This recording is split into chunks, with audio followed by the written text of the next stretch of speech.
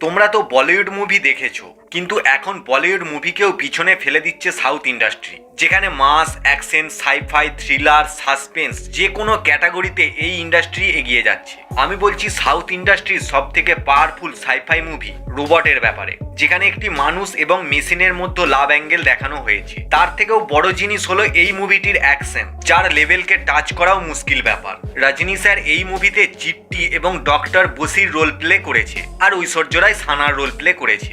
S Shankar স্যারের ডিরেকশনে তৈরি এই সিনেমা 2010 সালে রিলিজ হয়েছিল এবং এই মুভিটির বাজেট ছিল 150 কোটি টাকা। তো চলো দেখে নিই এই সিনেমাটাকে কেমন ভাবে বানানো হয়েছিল এবং এই মাস্টারপিস সিনেমাটাতে কেমন ভাবে ভিএফএক্স ব্যবহার করা হয়েছে।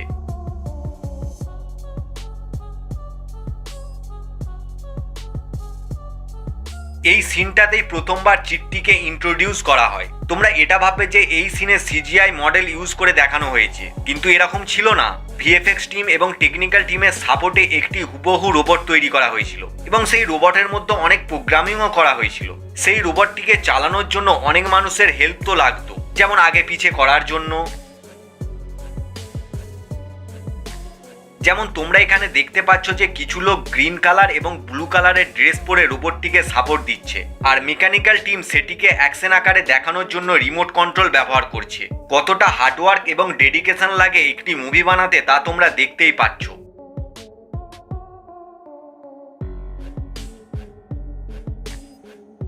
এই জায়গাতে ডক্টর বসি তার রোবটটিকে অ্যাকশন করা শেখাচ্ছিল। তোমরা এখানে দেখতে পাচ্ছ যে সে একটি ল্যাবে আছে এবং তার রোবট নানা রকম জিনিস করে দেখাচ্ছে।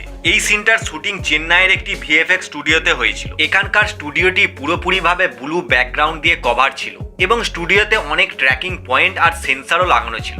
যেমন এই আর্টিস্টটাকে তোমরা একটি ট্র্যাকিং স্যুট পরা অবস্থায় দেখতে পাচ্ছ। সর্বপ্রথম সেটা বিভিন্ন ক্যামেরা অ্যাঙ্গেল থেকে শ্যুট করে নেওয়া হয়েছিল, তারপর সেটা ভিএফএক্স এর দ্বারা রোবটে বানানো হয়েছিল এবং পিছনে যে ব্লু ব্যাকগ্রাউন্ডটা ছিল সেটাকে ল্যাবে পরিণত করে দেওয়া হয়েছিল।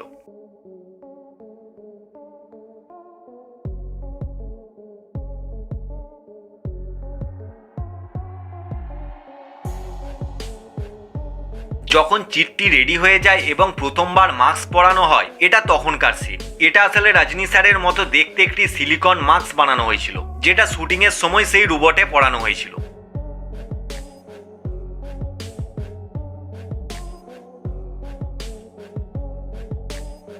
এই জায়গায় শুটিং অনেকটাই ইন্টারেস্টিং, যেখানে সানা তার পরিবারের সাথে চিট্টিকে দেখা করায়। আসলে এই শুটিংটি প্রথমে একটি স্টুডিওতে করে নেওয়া হয়েছিল, যেখানে একটি লোক গ্রিন কালারের স্যুট পরে একটি মেকানিক্যাল মাথা তার ঘাড়ের কাছে অ্যাটাচ করে রাখে এবং পরে তা রিমুভ করে, এবং সেই গ্রিন কালারের জায়গায় অনেক ভিডিও ফুটেজ অ্যাড করে দেওয়া হয়। এইরকম করেই বানানো হয়েছিল এই সিনটি।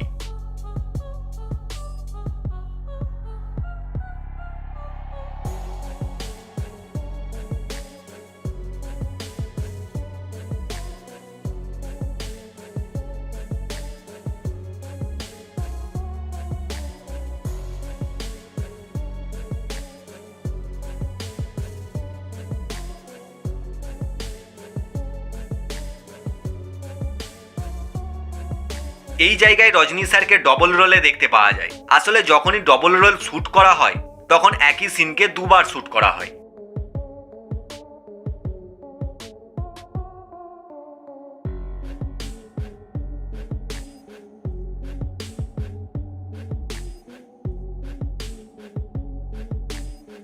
এইখানে বাড়িতে আগুন লাগায় বিহাইন্ড দ্য সিন তোমরা দেখতে পাচ্ছ, যেখানে চিট্টি লোকেদের জীবন বাঁচানোর জন্য আসে।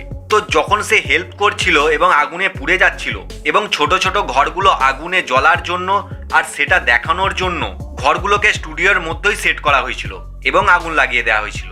এই সিনগুলোর জন্য প্রথম থেকেই প্রি ভিজুয়ালাইজেশন তৈরি করে নেওয়া হয়েছিল। এই জায়গায় চিট্টি পুরোপুরিভাবে আগুনে পুড়ে যায়।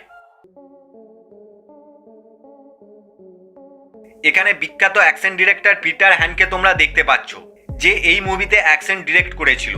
এখানে দেখতে পাচ্ছ যে এই সিনের জন্য তাকে আগুন লাগিয়ে দেওয়া হয় এবং সমস্ত সেফটি বজায় রেখে এই সিন শুটিং করা হয়।